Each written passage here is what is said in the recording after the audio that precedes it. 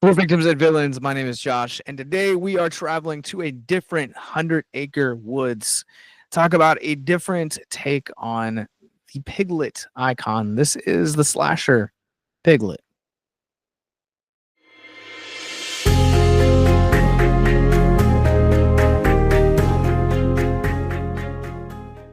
So, this take on Piglet tells the story of a man recently released from prison who embarks and unfortunately finds a group of girlfriends reconnecting in a uh, Airbnb, essentially, in the middle of the woods. So I'll be the first to tell you that this movie is the very definition of can I copy your homework? Essentially, what we find is almost tit for tat the entirety copied of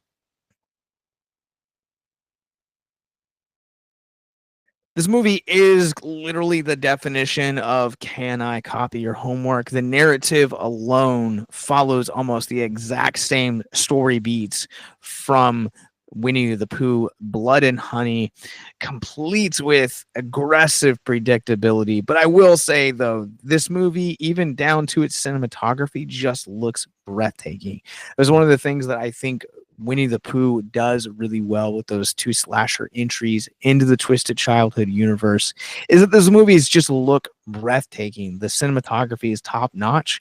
And not only did they apply that same story approach here at Piglet, but they also applied the same visual approach. That was something that I really liked. I thought the character design of Piglet also looked fantastic. I thought that he looked very menacing and really did help kind of lean into the film's brutality, even if the film doesn't necessarily have the level of brutality I think it should have had. Now, while I will say that there is a lot of comparisons I'm going to make in this video to Winnie the Pooh, Blood and Honey, the very first film, and this film, because they are so similar, they even kind of follow the same group of same premise.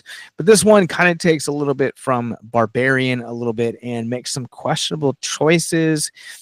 And the thing that gets me about this is that this movie had, with a secondary character, we kind of get this homeowner who's the essentially the owner of the Airbnb that the girlfriend gang are kind of staying at for this vacation. And they could have had every opportunity to really kind of present this as Barbarian meets Blood and Honey, but ultimately they just kind of, it has this, I don't even really know how to describe their dynamic, but there is this WTF moment in the movie that just seems completely out of tone, out of character from the rest of the film, and it really kind of fucks up that dynamic as a whole. And it really does make you question, why is this happening and why are we pursuing this with this character in general? Why is this character even here to kind of be something in? And then they do it again in the climax of the movie. There's just another character that just kind of shows up, and you're just kind of exposed to expect him. And it takes this ending and it literally just rips off the Texas Chainsaw Massacre 1974. I will say this film also does feel like it is paying homage to the Texas Chainsaw Massacre of 2003 and some of those early 2000s brutality. Some of these gags in here are really, really well done. I will say the blood and the gore is probably my favorite moment in this movie, aside from some of the more technical aspects. But other movies that this movie rips off: Halloween 2018, Friday the 13th, Part 3. I've already mentioned the aforementioned Texas Chainsaw Massacre and Blood and Honey as well. Overall, the acting here is not great. It's a little bit above what you expect from a slasher. And that's not to say that slashers can't have great acting. There have been some really great acting in slashers before. Scream's a great example. But this movie is not nearly as hokey as a 80s direct-to-video slasher, but it's nowhere near as kind of good or as moving as the previously mentioned Halloween 2018. It's a little bit above passing, and the thing that I think this film is this film makes me sad. I'm just going to be honest. This movie makes me sad because this film had every chance to be great, and it literally just kept copying and copying and copying from other films that had done what this movie does. in just way, way better fashion.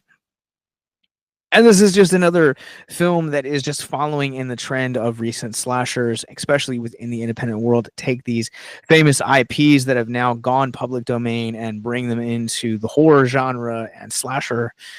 It really just kind of make them slasher icons. Some of them work. I am unapologetically a big fan of the Twisted Childhood universe. I think that both of the Blood and Honey films are really fun, really good. The second one had no business being as good as it did.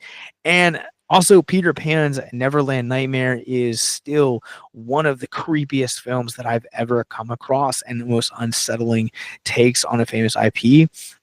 And this movie could have been what that is. And it's unfortunate that it's not. But with that said, I'm ready to run this one through our Rorschach rating scale. With that said, I'm going to go ahead and give Piglet a 2 out of 5. This movie overall is fine. It's forgettable. It's, at the end of the day, it has beautiful cinematography, has some really great gags and awesome character design. But there's too much that it has pulled from other movies that are way better than this movie to kind of pass this off as a narrative. And so instead, you just get another forgettable film that's really just trying to fuck up your childhood.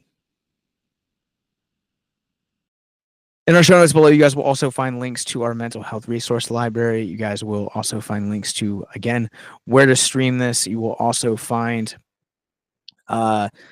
links to all of our podcast network, as well as other movie reviews like this, how to support us financially via Patreon or Paramount Plus, and that subscribe button. So until next time, remember to stay out of the woods, keep it classy, and keep it spooky. Hope you guys have a good night.